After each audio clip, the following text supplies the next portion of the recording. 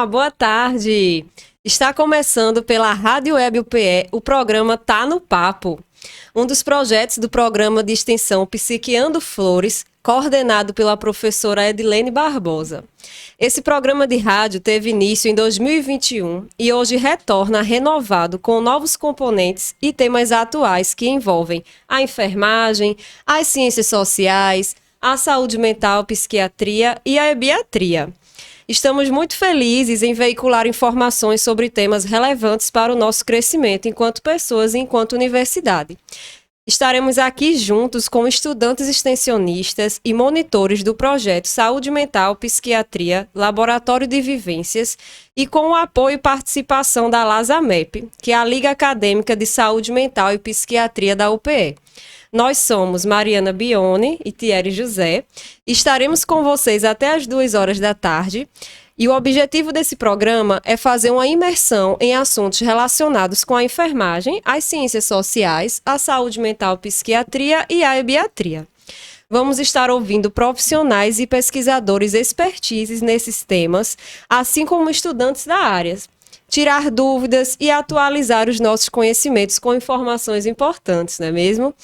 Vamos ter dicas, curiosidades e música boa de se ouvir. Então, fica aqui com a gente, tá certo? E nós nos encontraremos aqui quinzenalmente. Para dar início ao nosso bate-papo, nossa convidada de hoje se chama Letícia Cristina Monteiro de Assis. Letícia é assistente social de formação, graduada pela Universidade Federal de Pernambuco, especialista em atenção básica e saúde da família pela Secretaria Municipal de Saúde de Jaboatão dos Guararapes. Atualmente, residente do Programa de Saúde Mental pela Secretaria de Saúde do Recife, SESAL. E o assunto que iremos abordar é a integralidade no cuidado, o papel da integração entre o SUS e SUAS na saúde mental.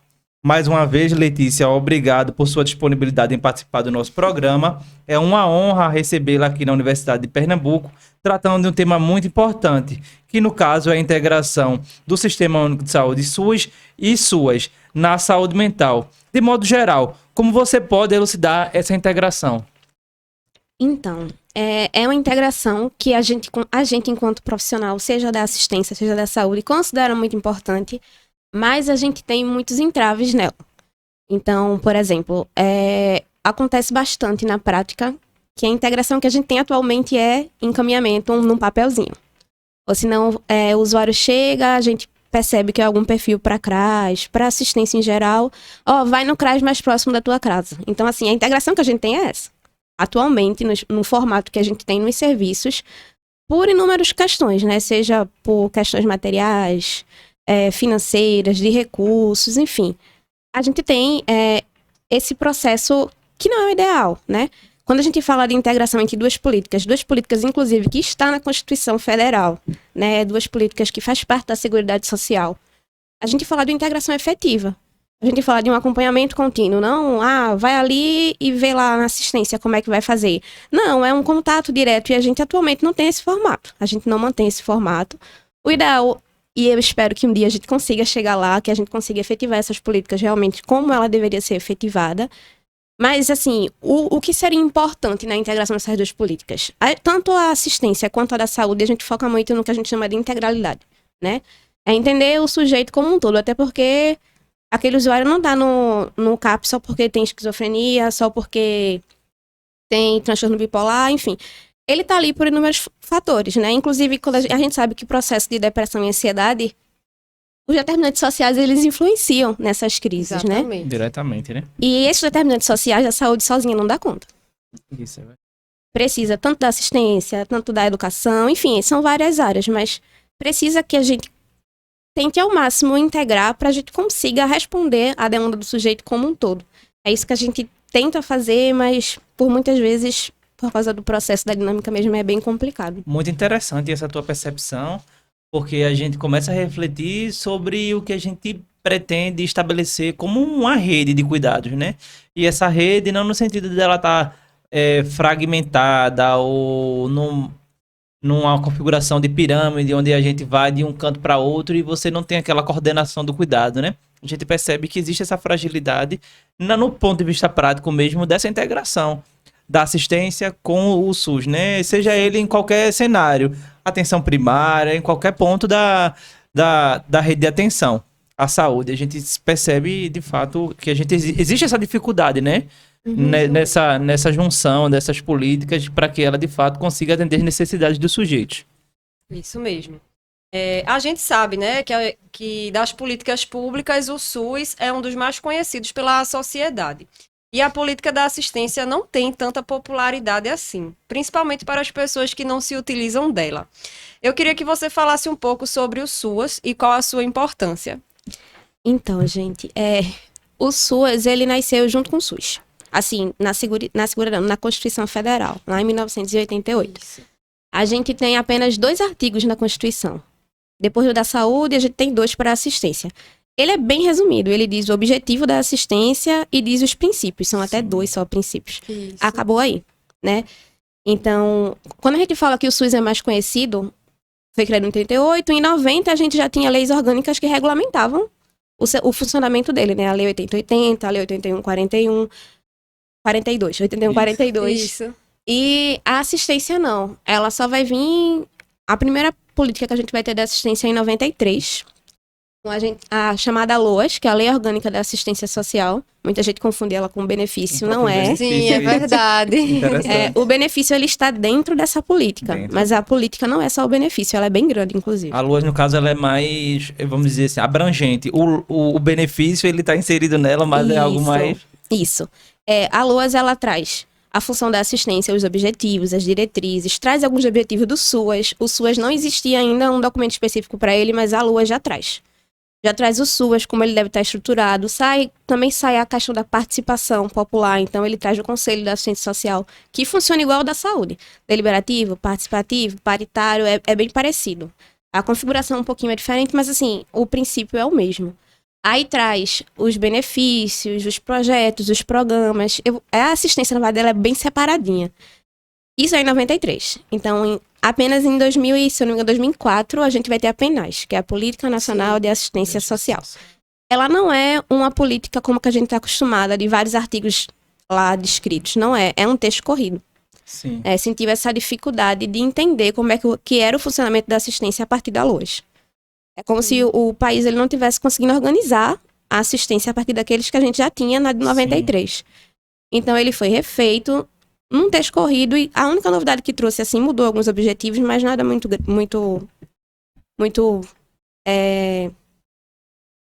nada muito grande. Mas ela trouxe o território como base principal da organização da assistência. Então, veio a questão do território que o SUS já trazia. Então, assim como as unidades de saúde, por exemplo, a assistência também vai estar organizada com base territorial. É como se o CRAS fosse as unidades de saúde da família. Assim, é verdade. Da assistência, né? Isso, é como se eles fossem... O processo de prevenção e promoção na saúde está na unidade de saúde da família e na assistência está nos CRAS. Assim, para quem não conhece a assistência, é uma boa reflexão, dá para a gente equiparar. E o SUAS propriamente dito, ele só veio crescer com a política, com um documento que regulamentasse ele em 2005. É bem recente, né? Isso. Então, assim, de 1998, a gente só teve notícias, assim, de estruturação do SUAS em 2005. Então, é uma política recente. Eu costumo dizer que das 3 políticas da Seguridade, que é a assistência, previdência e saúde, a assistência é aquela que anda mais devagar. A gente sabe que a gente tem muitos entraves na saúde e na previdência também, mas a assistência acaba ficando um pouquinho para trás nesse processo.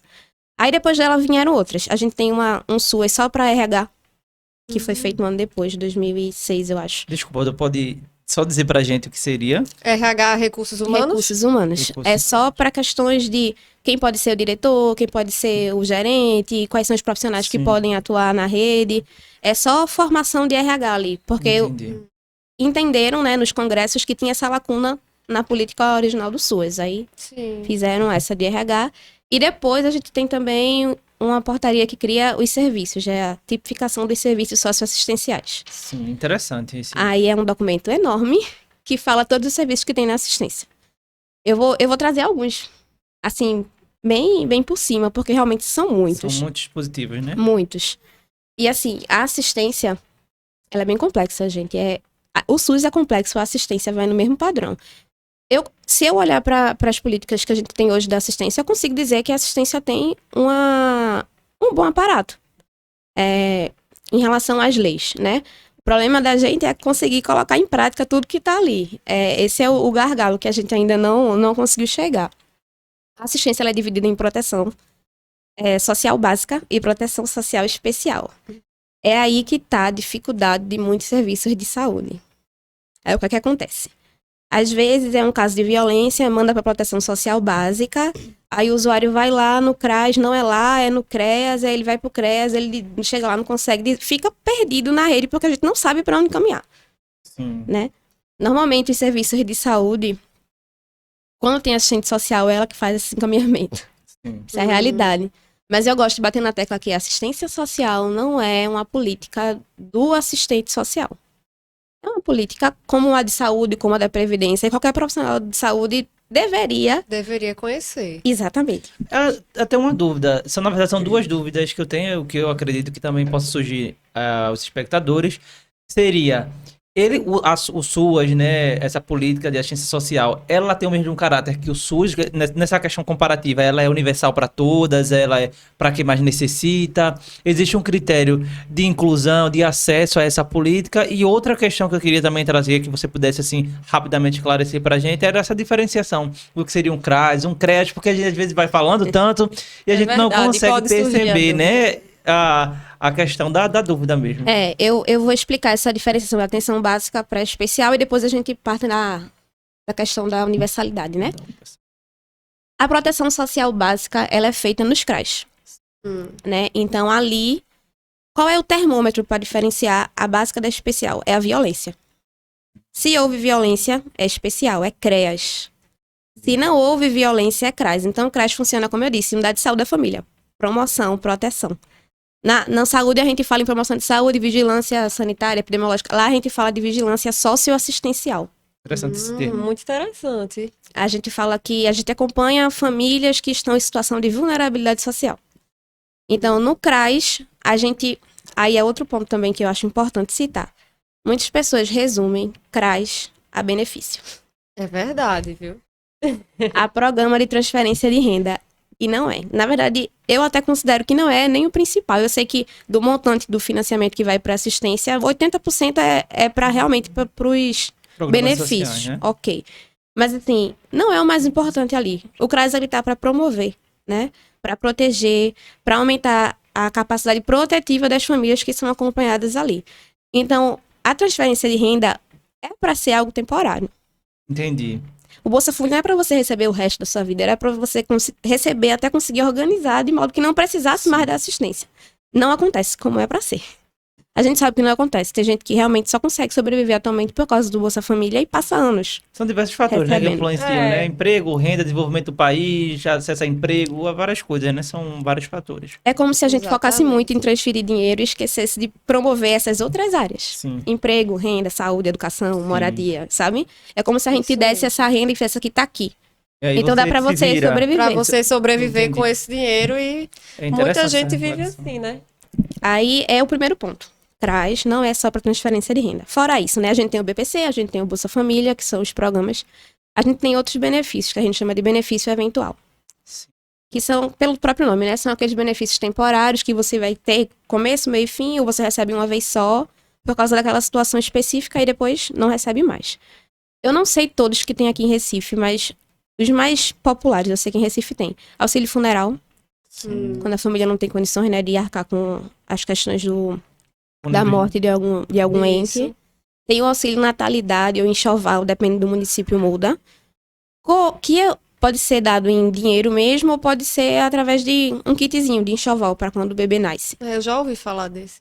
É no CRAS também. Eu já vi, no caso, como a gente já rodou em serviços de atenção primária, em Recife, por exemplo, tem um programa Mãe Coruja. Não sei se assemelha àquele kit que o programa Mãe Coruja faz. Se assemelha. Se assemelha, Assemelha, né? sim. Aí também tem o kit reinserção, que é para aquelas pessoas que, por causa de algum desastre natural, alguma calamidade pública, perderam algumas coisas, itens básicos de casa. Fogão, geladeira, também é no CRAS. Também tem cesta básica. Eu não sei, eu não sei quantos são especificamente, mas são alguns meses que a família passa recebendo e depois termina. Se for Entendi. preciso renovar, renova por mais um mês. Mas tem um começo, tem um meio, tem um fim. É temporário. Né? Isso, é eventual, né? Fora esses benefícios, a gente tem os programas e os serviços.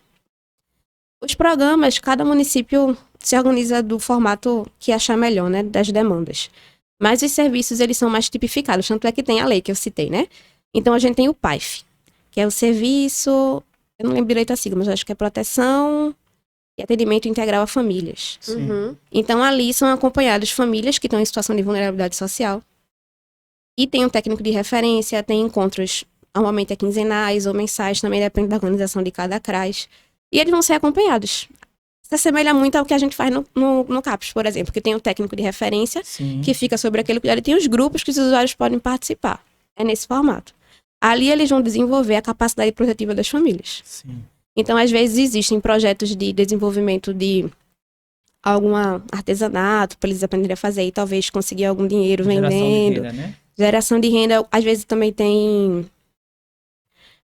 eles têm alguns contatos, o CRAS tem contatos com o mercado de trabalho, então, cursos profissionalizantes. Capacitação, Isso, né? também entra nesse serviço. E fora esse, tem o serviço, que eu acho que é o serviço mais importante do CRAS. Os usuários do CAPES, inclusive, precisam muito, que é o serviço de fortalecimento de vínculos. Ah, isso aí, com certeza. Isso é o CRAS que oferece, tá? O CRAS tem esse serviço. Provavelmente não todos, mas a maioria tem esse serviço.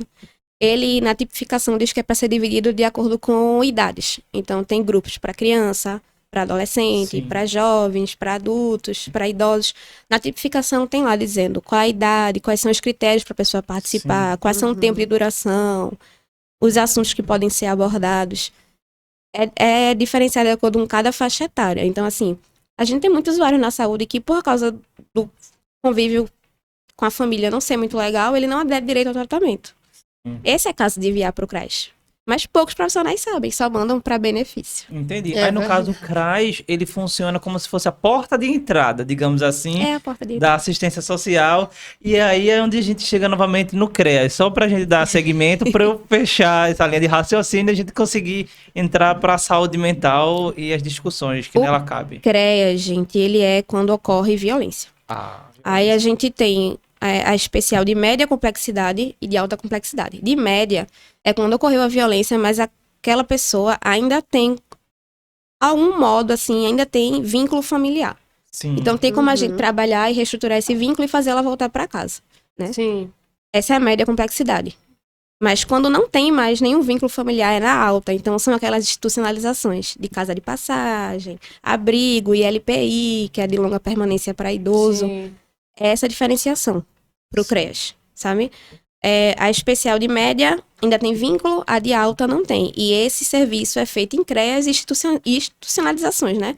Porque cada município também tem às vezes pega o do estado, aí vai depender de como se organizam. E sobre a universalidade, é um dos objetivos, na verdade, É o objetivo. da política, da assistência. Só que ele diz assim, ela é universal para quem dela precisar. Compreendi. Ela não é que nem o SUS. Ela é universal para quem dela precisar, porque ela prevê os mínimos sociais. Entendi. Compreendi. Então, quem precisar para ficar ali numa situação que dê para viver, né? A gente sabe que não é a ideal, Socialmente inclusive. estável, né? Aí precisa da assistência. Aí, só pegando mais esse gancho, quais são os principais pontos, né, de integração entre o SUS e o SUAS para os serviços de saúde, né? E o que ele precisa ser inserido também na política de assistência? Quais são as discussões que você acha que precisa ser inserido na saúde, da assistência e tanto da assistência na saúde para que haja essa integração? E trazendo gancho justamente para a saúde mental, né? E principalmente da rede de atenção psicossocial. Desde a atenção primária, né, até os leitos integrais, digamos assim, nos hospitais.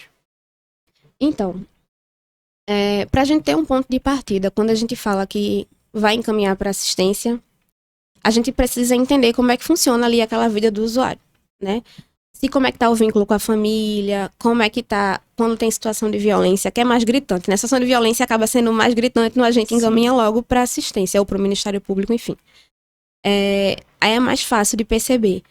Mas onde é que a assistência pode ajudar, sem ser só em transferir renda?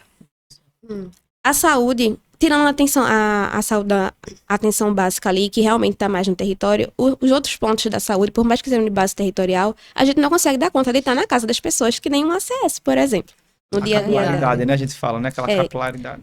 Por mais que seja território, por exemplo, o CAPS, ele tem um território definido, a gente sabe disso, mas a gente não consegue. A gente consegue fazer, sei lá, 2 vezes por mês visita, marcar um dia para fazer visita nos usuários que precisam e não consegue dar conta. Então, como é que essa assistência pode ajudar? Como eu disse, o CRAS, ele é literalmente um lugar de saúde da família nos territórios, então eles também fazem essas visitas. Eles acompanham essas famílias, por vezes, muito melhor do que um CAPS, porque estão lá todo dia. É mais próximo da casa daquelas famílias. A primeira instituição que procura não é postinho ou é CRAS, a gente costuma dizer isso. Vocês têm noção, aparecem demandas em CRAS que não tem nada a ver com assistência, mas eles vão pro CRAS porque é mais perto. Sim. Então, eles conseguem ter essa proximidade maior que a gente, dependendo da área da saúde que a gente atuar, a gente não consegue. Quando a gente encaminha o usuário pro CRAS, não é só encaminhar e falar, ó, toma, acompanha aí e pronto. O ideal é que tenha esse fluxo de referência e contra-referência, que é o que está faltando atualmente. Então, o que a gente tem em comum, né? O que a gente tem em comum e que a gente consegue trabalhar. Os 2 serviços, eles são com abordagem multi. Então, assim, no CRAS não só tem assistente social, no CREA só tem assistente social. Tem psicólogo, tem pedagogo, tem arte educador. É importante trazer, né? Que eu acho que essa informação poucas pessoas sabem. Não é só do serviço Quando social. se fala de CRAS, a gente pensa logo que é serviço social. Não é? Aí eu tenho a dor disso, não é. Então, assim, tem outros profissionais ali, né? O arte educador, minha gente, ele faz um maior sucesso na vida de uma família, sabe? Porque ele vislumbra caminhos que a gente não consegue. Sim. Faz muita falta, inclusive, nos serviços de saúde. Então, as 2 são equipe multi. Assim como o CAPS também é, a unidade de saúde da família também é, quando tem NASF e tudo mais. São equipes multi, são equipes mais articuladas que conseguem fazer esses encaminhamentos de forma, assim, porque a gente sabe, né? Se você for pedir para um psicólogo fazer um relatório é uma coisa, um assistente social fazer um relatório, o enfermeiro é outra. Sim, então, quando a gente junta aquela expertise dos 3, é um relatório muito mais potente. Com certeza. certeza. É um muito mais encaminhamento, um acompanhamento muito melhor. Então, a gente consegue fazer essa amarração. Que a saúde não dá conta só e a assistência... E a assistência muito menos. Então, é necessário que tenha esse acompanhamento. A escuta, assim como a gente tem o acolhimento nas unidades de saúde da família, nos CAPS, no CRAS também tem. Tem um técnico que fica responsável, normalmente é o dia. Cada CRAS e CRES se organizam, né, da forma que acham melhor. Tem um responsável por esse acolhimento. Então, ele vai ficar responsável por ouvir a demanda daquele usuário e orientar se é caso de CRAS, se vai ser acompanhado pelo CRAS, se não vai. Se não for lá para onde é pro CREAS, é pra CAPS, eles também fazem esse mecanismo. No caso, eles são porta aberta, né? Porta aberta. Porta aberta. Então, não só vai para o CRAS ou CREAS se for encaminhado de algum serviço. Não. É porta aberta. Muito bom Porta também aberta. essa E eles informação. encaminham também. Se vê que a demanda não é lá para o CRAS, encaminha para o serviço especializado. Encaminham. Chegam muitas demandas no CRAS de saúde mental. A gente pensa que não, Sim. mas chega. Principalmente com essa história do VEM, né? Do VEM do acesso livre, porque a gente pega o documento no CRAS para levar para o médico, dependendo do médico, para o CAPS, para a unidade de saúde da família, enfim. E acontece muito de procurarem coisas de saúde no CRAS ou no CREAS. Então, a gente recebe esses encaminhamentos do CRAS. Às vezes até mandam uma mensagem para ficar mais efetivo. Sim, Essa articulação. Entendi. Então, vamos lá. Na prática dos serviços de saúde, em especial de saúde mental, de que forma se dá essa articulação entre o SUS e SUAS e como ela fortalece o atendimento integral dos usuários? A gente volta para aquele primeiro momento que eu falei que não acontece da forma que é para acontecer. Sim. Então, atualmente, o que eu mais... Não estou dizendo que são todos profissionais, não estou dizendo que todos fazem assim. Sim. Mas o que eu mais vejo, pega um papelzinho, encaminha para o CRAS, às vezes coloca um resuminho do que é a demanda, Sim. às vezes não, às vezes só encaminha. Ou se não, é assim, olha, Maria, tu vai lá no CRAS e procura se informar. Entendi. Vai no mais Isso é perto da muito tua casa, complicado. ou se não no mais perto do serviço, já aconteceu também. E procura se informar que lá eles vão dizer, eu sei que eles vão dizer. Mas o que me incomoda é que, enquanto profissional de saúde, que a gente sabe que precisa dessa integração, a gente não entende o que é assistência. E eu boto até a minha pessoa também nessa posição, porque eu entendo, porque eu sou assistente social e eu tenho essa visão. Porque, querendo ou não, quando a gente vai estudar, quando a gente tá a gente aprende. Mas eu sei que outras profissões não passam por essa política. E não tem essa visão. Então os encaminhamentos são dessa forma. Eu acho que é uma concepção, né, de formação, de entender que para você prestar um cuidado integral a um usuário, a uma pessoa que tem sistemas, né, que abarcam essa questão da saúde, da assistência, e você está atendendo, como você fala agora, uma família, e a gente está, por exemplo, vou trazer um baixo peso no CAPS, uma criança no CAPS com baixo peso. E aí, será que tem alimentação? Aí eu posso dar orientação de se alimentar, mas como é que eu vou dar essa orientação se aquela pessoa não tem nem acesso a uma alimentação saudável? Então, são coisas que a gente precisa estar discutindo para amarrar a forma que a gente pensa, né, e faz saúde na vida das pessoas, né, e no sistema de saúde. É um desafio mesmo, Letícia. Aí, só pra gente complementar, é feito dessa forma que eu disse, porém, o que eu percebo é que nos casos de violência, aí tem uma articulação maior, né? Nos casos de violência, existe um relatório, a gente faz um relatório, embasa ali todinho e manda pro CREAS. Então, assim, nos casos de violência, a gente consegue, pelo menos, encaminhar de uma forma melhor. Mas aí, eu volto ao ponto de a gente encaminha de uma forma melhor, mas a gente não acompanha. Sim. É como se a gente já fizesse assim, é violência, mandei pro CREAS, a partir daqui, o CREAS vai tomar conta. Isso também para saúde mental, no caso. Sim. Da mesma maneira, porque eu estava pensando justamente nesses serviços, né? Como é que a saúde mental, vamos dizer, o centro de atenção psicossocial ou atenção primária, se articula justamente com esses dispositivos, né? Da assistência social. Quando é que eles acionam, quando eles solicitam, o que eles solicitam, como você fala, né? O pessoal vê muita questão do benefício. Né? Ou vem. Então, como é que são esses benefícios? Eles são acionados também para a reintegração desse sujeito na sociedade? Não sei. Estou fazendo pergunta como profissional também, que tenho dúvidas sobre como acontece essa integração, tá? A maioria dos pessoas... Eu acho que eu vou até adiantando algumas perguntas que provavelmente vai surgir. A maioria dos usuários do CAPS, eles estão na assistência social. Isso a gente não pode negar. O CAPS que eu estou atuando mesmo é um CAPS transtorno 3, né? Funciona 24 horas e tem 5 leitos. E eu afirmo com toda certeza que mais de 80% dos usuários ali estão inseridos de alguma forma na política de assistência. A grande maioria é transferência de renda. A grande maioria é BPC e Bolsa Família. Então, o CRAS só serve, não é que só serve, mas na cabeça deles, o CRAS eu vou a cada 2 anos para atualizar o CAD único, para não deixar de receber o meu dinheiro. Recebo o meu dinheiro e não tenho um acompanhamento. E assim, não é uma falha...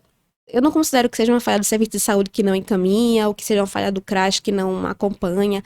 É uma rede toda que tá um modo de fazer, fragilizado. Né? Sim. A gente encaminha, a gente não tem um fluxo para referência e contra-referência. A gente não costuma fazer matriciamento para além da saúde. Sim, isso é verdade também. Os matriciamentos em saúde mental ocorrem na saúde. Para assistência, a gente vai quando tem uma ação específica de Setembro Amarelo, enfim. Umas ações mais pontuais é quando tem um caso mais urgente, normalmente em caso de violência, para discutir. Então, a gente não costuma fazer esse matriciamento, seria importante. Eu fico pensando como é que seria um matriciamento reverso mesmo. O CAPS fazendo com a assistência e a assistência fazendo com o CAPS. Muito importante. Para ver, assim, para assistência falar, a assistência é isso aqui, o CRAS é isso, o CREAS é isso, vocês encaminham assim, a gente troca número, a gente tenta ver como é que vai fazer. Mas não tem.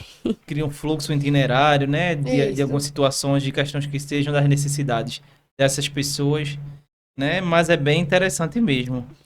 Né? E quais são os principais desafios que você acha, né? Enfrentados pelos profissionais na prática integrada entre o SUS e o SUAS, e quais as estratégias que podemos pensar? O matriciamento é uma delas.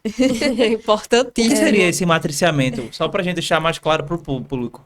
Então, o matriciamento é uma ferramenta muito usada na saúde mental, né? Nos CAPs principalmente. Na atenção básica também. A equipe NASF é multi, agora é multi, né?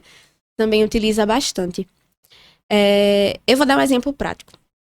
A gente atualmente é um CAPS, um distrito que tem muitos bairros, eu não sei quantos especificamente, mas tem mais de 20 unidades de equipe de saúde da família.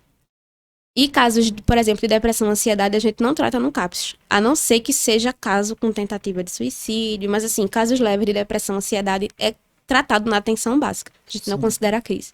Até porque o CAPS não dá conta. Só que esses médicos da atenção básica, por exemplo, eles relatam que não conseguem Manejar? manejar ali no território. Então, o CAPS vai, enquanto serviço de saúde mental, até o posto e faz esse matriciamento. É como se eu passasse o conhecimento que eu tenho para outras pessoas, para que a gente tente, de alguma forma, enxugar ele. Né? Tentar manejar casos ali mais simples no território, para evitar que encha os CAPs, né? Que já estão cheios demais. Exatamente. Porque atualmente é o que mais vai aparecendo, né? Questões de transtornos mentais, seja ele qual for. Mas, enfim, o matriciamento é esse jogo. Então, no âmbito da assistência, seria a assistência aí no CAPS e falar assim, olha, a assistência é isso. A gente pode fazer isso, a gente tem esses programas, esses serviços, esses projetos, esses benefícios eventuais. E a gente lida dessa forma aqui, ó. Vamos conversar como é que a gente pode encaminhar, como é que a gente pode criar um fluxo, ou até um instrumento mesmo que sirva de apoio para essa referência, essa contra-referência. Seria matriciar essas equipes mesmo, não partir só da saúde. Até para elas saberem qual é o perfil de usuários a serem atendidos, a serem acompanhados pelo CAPS. Porque ainda verdade. a gente percebe que existe não vamos dizer um desconhecimento, mas a gente pode dizer essa fragilidade da percepção das equipes, até por uma lógica da consolidação do programa, ser muito voltados a ações, né, pontuais. Eu falo, quando eu falo isso, eu falo da herança ainda de, por exemplo, programas de agente comunitário de saúde, que a gente tem ações mais seletivas, um PACs, programa né? seletivo, um PACS. E aí o PSF surge, vem nessa nova roupagem mais abrangente, que tem a equipe completa, vai dar conta de mais casos. Aí a gente tem grandes referências, como Bárbara Starfield, que vai falar que pode chegar a uma resolutividade de 85% a 90% mais ou menos. E aí a gente se depara com essas situações que ainda são gargalos. Isso. Então eu acho que o CAPS, pelo que tu fala, ele vem muito nesse sentido de tentar orientar o processo de trabalho na atenção primária para manejar aqueles casos que ali lhe cabem e perceber aqueles que devem ser de fato encaminhados ao serviço. Porque o que muita gente ainda tem essa dúvida, né, é que o CAPS é um serviço de atenção à crise, né? Por muitos anos o serviço de atenção à crise foi só o hospital psiquiátrico. Isso. E hoje em dia, porque o CAPS é um serviço de porta aberta, né? Também. E agora eu estou atuando no CAPS infantil, então a gente recebe muitas mães com crianças que não estão em crise.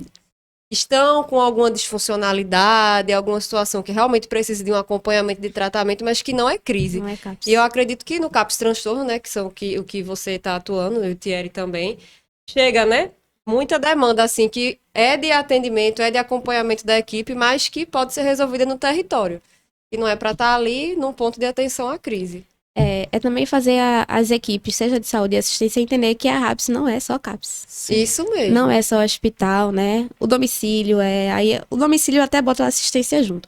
A unidade de saúde da família também né? Tem outros mecanismos, outros dispositivos e assim. Vem muito nesse processo mesmo de tá com algum problema, vai pro CAPS. Mas eu entendo também que é muito da conjuntura. Exatamente. Né? A gente tá num processo que tá bem complicado até arrumar vaga na rede. Então, assim, se não tem vaga, a pessoa vai ficando desesperada e vai bater no CAPS. Essa é a realidade. Assim como também é na assistência. Nos CAPs é evidente que a demanda por usuários por encaminhamentos é bastante solicitada. E eu queria entender um pouquinho como é que acontece a triagem e o acolhimento desses casos. E se existe algum apoio itinerário. Então, aí vai ser a realidade do serviço que eu tô. Porque eu acho que também todo CAPS se organiza de uma forma diferente. Onde eu tô, a gente não faz mais triagem. Sim. A gente já fez. Era uma fichinha, eu cheguei a ver. Quando eu cheguei já não fazia mais, mas eu fui procurar ver para entender como era. Era uma fichinha de verde, amarelo, vermelho. Se fosse verde, é atenção básica, volta pro território. Se fosse amarelo, discutia em equipe ali depois do atendimento. E vermelho era admissão.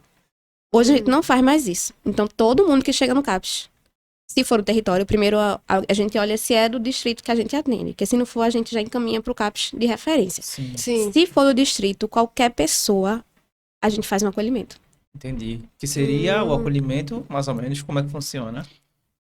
Então, eu acho que eu nunca fiz um acolhimento de menos de 30 minutos. Sim. É uma escuta, É. escuta muito qualificada, sabe? Assim, a gente entra na vida do usuário com perguntas que vêm da infância, de como Sim, começou o processo, entendi. por que ele procurou o serviço, qual é a rede de apoio dele, se tu faz alguma medicação, como é que tá a situação no postinho, porque a gente tem essa sensibilidade de perguntar assim, ó, qual é o postinho que te atende? Qual é a Sim. CS? Qual é o Isso. médico? Já porque como a gente faz esse processo de matriciamento, a gente consegue levar os casos para discutir. Né? Então é uma escuta muito qualificada. Mesmo que não fique no serviço, ninguém sai de lá sem o encaminhamento.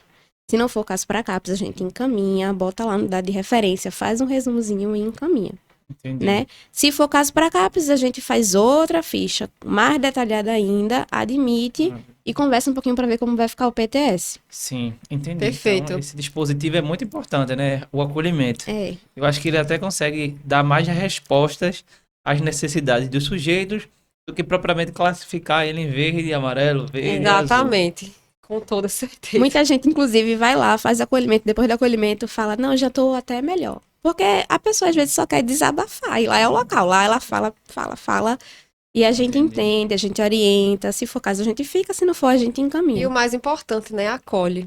A gente É o que fala a dessa própria questão, palavra né? já disse. É, acolher as pessoas. Aí outra temática bastante importante, Letícia, né? É o acesso ao benefício de prestação continuada. Né? E quando eu falo benefício de prestação continuada, eu também vou incluir aqui, não está na pergunta, mas eu vou incluir também o Bolsa Família, tá? Porque aí tu pode reservar um tempinho para falar um pouco dos dois. Quais são as condições que garantem esse benefício ao usuário e o que são os critérios que ele precisa preencher para conseguir ter acesso a esses benefícios? Você pode iniciar, lógico, pelo BPC, quais são os critérios que ele precisa, e depois você pode falar sobre o Bolsa Família. O Bolsa Família não é muito minha área, não, mas eu sei um pouquinho, eu vou explicar um pouquinho mais ou menos como é que ele funciona. Mas o BPC, inclusive, é o benefício que os usuários do CAPS mais têm, né? É o campeão lá nos serviços. Ele tem 2 gargalos, então quem pode receber idosos a partir de 65 anos, e pessoas com deficiência. Pessoas com deficiência. Agora, tanto idosos como pessoas com deficiência precisam ter uma renda familiar per capita de até 1/4 do salário mínimo. Se tiver mais, aí tá fora dos critérios. 1/4, né? Isso, 1/4. Aí é um benefício que recebe um salário mínimo por mês, não tem 13º, Entendi. não gera 13º, não gera pensão.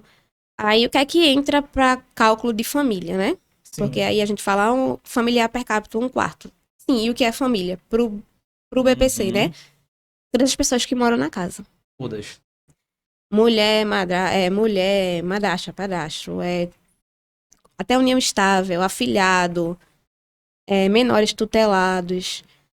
Só não entra filhos enteados casados, porque aí a política entende que se eles são casados, eles precisam dar conta de outra Do família. domicílio, né? Isso mesmo. Então essa renda não vai entrar. Porque o que eu percebo, Letícia, só fazendo um adendo nessa tua fala, é que a gente vê que quando a família ou esses usuários buscam um serviço, eles vêm com uma retórica de dizer, fulano tem direito a se aposentar. E aí a gente fica, assistente social, vem cá para poder dar um afago aqui nessa fala e poder orientar melhor essa pessoa.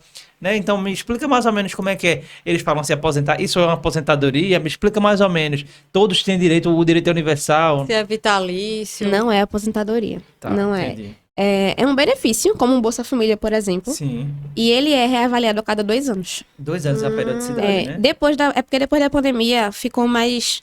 Como eles pararam na pandemia o processo de reavaliação, aí ficou meio perdido ali o tempo, né? Estão voltando ao normal agora. Sim. Porque é bem confuso esse benefício, porque ele é um benefício da assistência, mas ele é operacionalizado pelo INSS. Entendi. Então a perícia, porque tem uma perícia médica e uma perícia social, como assistente social, é feito com profissionais do INSS. Entendi. Sim. A assistência, ela só tá na política, na verdade, mas a operação todinha é do INSS. É pelo INSS. Isso. Entendi. Aí você entra no INSS, faz o cadastro, aí vai ter uma perícia com o médico, aí o médico vai avaliar se você tem a deficiência ou não. Quando é por idade, acaba que não tem... Tem a perícia, mas é mais rápida, porque é idade, ponto. Né? Quando é por deficiência, fica mais subjetivo de cada médico. Aí a gente tem algumas Sim. dificuldades enquanto a isso. Depois do médico, passa por um assistente social, mas para ver a questão da renda. e é liberado. Entendi. Mas a cada 2 anos tem uma nova perícia com o médico. Entendi. Que agora eu acho que pode ser online, né? Também pelo Gov, eu não sei. Tem essa possibilidade ou é só presencial mesmo? Se tem, eu não sei ainda. Todos conhecem. Mas eu sei que também para nunca pessoas ouvi que falar, são não. doentes, acamadas, tem a possibilidade deles irem até a casa. Ah, compreendi. Isso eu sei que tem. Mas Me tira uma dúvida em relação ao BPC, que você falou que eles investigam qual é a renda da pessoa onde você mora, né? Dentro da moradia. Mas, por exemplo, se eu fosse em busca do benefício e eu moro com um pai que também não tem renda, mas eu tenho uma mãe viva ainda que mora em outro domicílio, mas que tem renda. Mesmo ela sendo a minha mãe, não vai contar o benefício ou o salário dela, a renda dela, não conta. não conta, só se ela morasse Só na que mesma tá casa. dentro da casa, né? Isso. E assim, teve uma atualização, eu não lembro muito bem se foi em 2021 e 2022, porque antes tinha, isso é informação importante, antes tinha muito disso de, vamos supor, são 2 irmãos, os 2 teriam direito ao Sim. BPC. Só que como um recebe, o outro não poderia ter. Era assim antes. Sim. Hoje não é mais. Pode acumular dos Pode. pessoas no mesmo domicílio? Porque hoje tem uma modificação na lei que tem algumas coisas que não entram para o cálculo de renda. Benefícios da INSS, pensões de até um salário mínimo não entra mais. Ah, interessante. Então esse BPC desse irmão que já tem, ele não vai entrar. É como se aquela renda não tivesse. Não existisse. Mas a aposentadoria de outras pessoas. Se for maior de um salário mínimo, conta. Ah, entendi. Tá vendo como é importante a gente discutir isso? É. Porque também esclarece as dúvidas das pessoas, dos ouvintes, de outros profissionais que atuam nesses serviços e às vezes ficam, né, nesse impasse, né? Ficar à deriva, né? Até tem muitas dessas dúvidas eu não sabia como profissional de saúde. Aí a questão do Bolsa Família, o acesso, você lembra? Pode ser bem... Bem breve. É porque o Bolsa Família, ele muda bastante, Sim, né? Ele já sim. mudou, nesses últimos 4 anos mudou um que só, mas eu sei que tem um valor fixo, que é o de 600. Sim. E vai aumentando de acordo com a quantidade de filhos, da idade, se tá gestante, Sim. se não tá. Também tem um auxílio, acho que não sei se é de gás, tem um auxíliozinho também, que pode chegar até 900, se eu não tô enganada. Pessoas que recebem isso, eu não sei o valor exato, mas são pessoas que vivem na linha da pobreza. Aí, eu não sei se é 240, eu sei que é bem baixinho o valor Sim. familiar. Familiar. É bem pequeno. Sei. Então, as pessoas que têm esse valor bem abaixo, aí podem receber Bolsa Família. Aí vai no Compreendi. CRAS, dá entrada. Aí tem alguns condicionantes, né? Tem a frequência escolar para quem tem criança. Tem o peso e a altura, né? Para quem tem criança também. As vacinas das crianças têm que estar em dia. É um programa tão complexo que, por exemplo, muita gente pensa que só recebe quem tem criança. Não é. Sim. Se tiver lá abaixo da linha da pobreza e não tiver criança, vai Você receber pode ter também. acesso. Então, algumas pessoas entram nesses condicionais de vacina, pré-natal, pré-gestante, outros não entram. Então, assim, é bem singular para cada família. Ele é mais Maravilha. complexo. Interessante. Eu acho até que você já respondeu essa pergunta que eu vou te fazer agora em algum dos nossos momentos aqui, mas é importante que você traga até algo novo, ou reforce alguns pontos, né, até para os ouvintes fixarem as informações. Como você já explicou anteriormente, né, dos componentes da RAPS, como ocorre esse diálogo com os outros pontos de atenção, né, o SF, CAPS e assistência social, por exemplo? É como eu disse, né? Com a saúde a gente tem mais facilidade. A gente acaba ficando naquela caixinha da saúde e acaba que a gente tem mais facilidade de se comunicar com os outros dispositivos da saúde. Na atenção básica a gente faz muito matriciamento. Todas as equipes, a Coração de Saúde Mental bolou uma estratégia lá e todas as equipes têm um CAPS de referência para matriciar e discutir casos. Então, a atenção básica é matriciamento. Com os hospitais, normalmente as gestoras clínicas, gestores do CAPS, eles têm esses contatos. Então, também tem contatos com os hospitais. Porque os usuários da gente do CAPS, ele tá lá por causa do transtorno mental, mas muitas vezes ele não tem só isso. Sim. Tem toda uma questão social envolvida, né? E tem demandas clínicas também. Então, acontece de mandar para o hospital, para leitos integrais. Então, a gente Isso. tem esse fluxo, né? Cada hospital tem um fluxo diferente, a gente vai se enquadrando nele. Faz um requerimento, manda, ou se não entra em contato. Com a assistência, aí a gente volta muito para aquilo que eu já disse. É no papel. Às vezes, alguém tem um contato e pergunta alguma coisa ou encaminha conversando com alguém. Quando é caso de violência, a gente faz um relatório mais estruturado. Mas é o fiozinho mais precário. Porque o que eu percebo também, a gente fica naquele limbo, né? Os profissionais. estamos aqui fazendo nosso papel no sentido de restabelecer a saúde desse indivíduo, né? Restabelecer no sentido de tirar ele da crise. E aí, só que a gente tem um indivíduo integral, que ele não é uma parte, ele não só é a mente, não só é o adoecimento. Né? E a gente fica naquele, até que ponto a gente pode chegar, Uhum. né, para tentar, né, restabelecer aquela vida funcional daquela pessoa e daquela família. Porque aí seria o CRAS. Isso. Eu acho que é nesse ponto que a gente ainda precisa avançar nesse diálogo, né? E assim, não é só. Às vezes pode parecer que é o profissional que não quer fazer, o profissional que não sabe. Pode até ser. O profissional de saúde pode não conhecer a assistência, como a gente já disse, é difícil, né? Mas não é só isso. É todo o modo como o serviço é estruturado. Sim. Tem dias, gente, que a gente não consegue parar nem pra almoçar direito, de tão corrido que é o dia ali no serviço. Então, assim, a gente não consegue ter um tempo de ligar e fazer articulação. Entendi. É verdade. Sabe? Não é só o não querer, é também as condições para acontecer que a gente tem que melhorar. Então, gente, eu gostaria de agradecer, primeiramente, a presença de Letícia, né, que trouxe esse momento grandioso aqui de informações para que a gente possa aprimorar os nossos conhecimentos. É muito importante essa troca, né? Agradecer o meu companheiro Thierry e agradecer a presença de vocês. Então, os nossos encontros aqui são quinzenais, não percam, que nós estaremos juntos na próxima semana.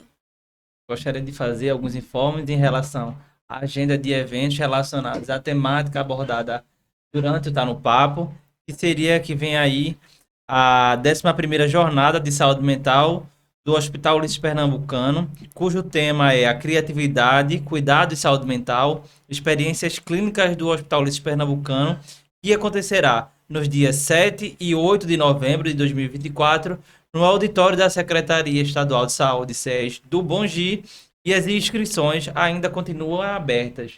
Isso mesmo, é só vocês entrarem lá no Instagram do Hospital Ulisses Pernambucano, que vai estar lá todas as informações para que vocês participem desse evento, que vai ser bem legal. Conto com a presença de todos.